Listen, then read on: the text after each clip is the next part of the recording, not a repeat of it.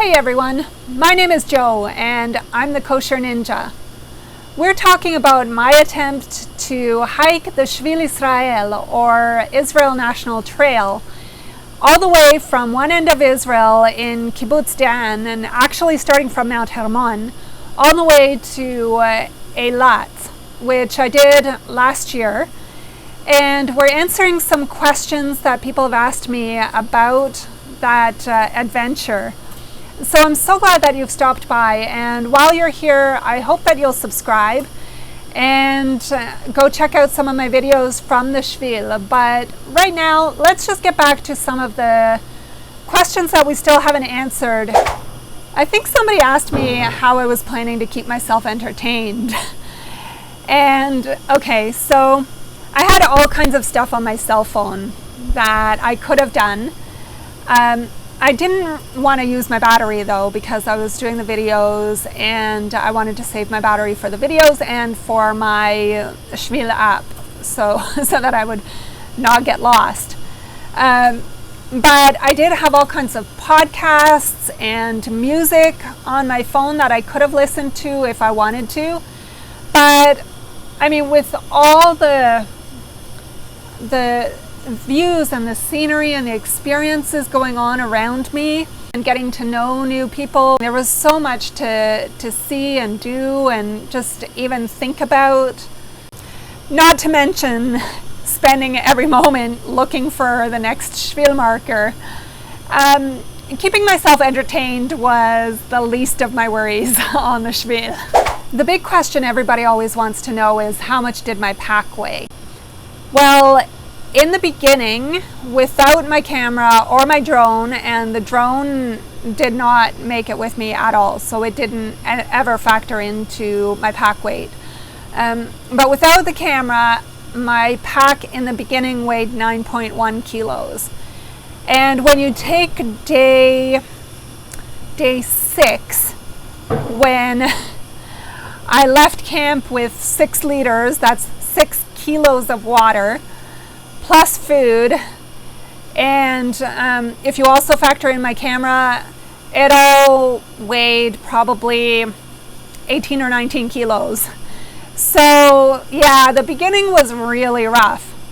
Then after I did my early pack shakedown on days 11, 12, I think it was 11, 12, around there. After that, my pack weighed 7.5 kilos. So that was much better. And I did not take 6 kilos of water again after that. But I still pretty much had about 5 kilos of water every day. And that was something that I really did not need, especially in the north, where water was accessible if I just knew where to look. So next time I will know better and I will not take 5 kilos of water with me. Then when I was in the desert, I switched in and out some gear when I left Jerusalem. And then in Dimona, I dumped a bunch of other stuff. And fortunately, the trail angel was so kind to take care of it for me, because I wasn't able to mail it to myself because the post office was closed by the time I got there. So once I dumped all that stuff, I didn't actually have anything to weigh my pack with at that point, but I want to say it was quite a bit lighter at that point, probably around 6 kilos. I don't think it could get, like, physically, it would be impossible for it to get any lighter than that. But it was probably around 6.5 kilos. And then you add water and food, and I was still carrying, in the desert, I was carrying about 5 liters of water with me, which, if I had managed my water correctly, knowing that I had water cached at the places where there was no water, I did not need to actually carry all that much water with me for the actual hiking part. Definitely 3 liters would have been a minimum necessary in the desert, but I don't think there was a single day that I drank more than 2 liters, really. I mean, well, let's say I don't think I ever drank more than 2.5 liters But you definitely want to have some extra leeway if you get stuck, if it takes you longer than you think it's going to take you. You really need to have at very least 3 liters of water out there with you, and of course depending how far you're walking. And some people were walking 2 sections in a day, which was a lot. And if you're doing that, you're going to need a whole lot more water. You're exerting yourself much more, and so you're going to need a whole lot of water for that. But if you're just walking the regular section, or splitting it in half where you can, because there are some places along the way where there's a night camp partway through the sections, so you can actually split the section in 2. So in those situations and on the regular length sections, you can do it with 3 liters of water in terms of the actual hiking part, but you have to make sure that you have some margin of error. And then when you get into camp, you're going to use some water for cleaning up, for cooking, depending how much you need for that. But if you've planned it correctly, you've cached water in the camp. So you have water waiting for you, and you didn't need to carry all that water from the previous campsite. So that was one of the mistakes I made. I was reading the instructions for how much water you need, and if the instructions said you need 5 to 6 liters, I would take 5 liters. I'm small, so I don't need the 6 liters. But those 5 to 6 liters that they recommend, that includes all the water that you need for washing up and for cooking and stuff. So you really don't need to carry all that along the trail if you've planned it correctly. So that's what my pack weighed. Just over 9 kilos base weight heading out, 7.5 kilos after my first shakedown, and probably, I'm going to say 6.5 kilos after my desert shakedown. Speaking of my pack, how did it work out with my luggage? On my way there, at the airport at home, there was a wrapping service that wrapped my backpack in plastic to keep it safe, and that was great. I was anxious about it, but it showed up in Tel Aviv in perfect shape. I made the mistake of not having the guy slit open the part where the security tag would have showed out, because they had already put the security tag on it. So then they had to put another security tag, and it was a whole mess. So if you're wrapping your backpack in plastic to go in the checked baggage, make sure that if they've already put the security tag on it, that it can sort of poke through the plastic. And also make sure that you have like a handle that you can hold on to. It just makes it a lot easier. I packed all my sharp objects, my Swiss Army knife, all the stuff that you can't take into the carry-on with you, or into the cabin with you. I packed all that stuff in my backpack, and then packed all my sort of other stuff that I could, all my valuables, all that kind of stuff in the carry-on that was coming into the cabin with me. So my camera, I had my laptop with me, not for the Shvil, but for when I was off Shvil for doing some things. I didn't actually use it for editing video while I was out there. I edited all my video on my phone for the videos from the Shvil. So yeah, I can't actually remember what the point of the laptop was, but I had it with me. And so everything that came with me, all the batteries, the drone, all that stuff came with me in the cabin, and that was all obviously fine. So on the way there, everything was great. On the way back, I got a little bit anxious, let's say a lot anxious, because in Tel Aviv they did not have the plastic wrapping service. So they said that it was going to be fine. You know, I had my backpack with all the straps and the hip belt and everything just hanging off, and I was so worried that it was going to get caught in like a conveyor belt or something. And they said, no, it's going to be fine. We're going to put it in the special baggage and it's going to be fine. So they did, and I felt a little bit more at ease, but I was still quite anxious about it.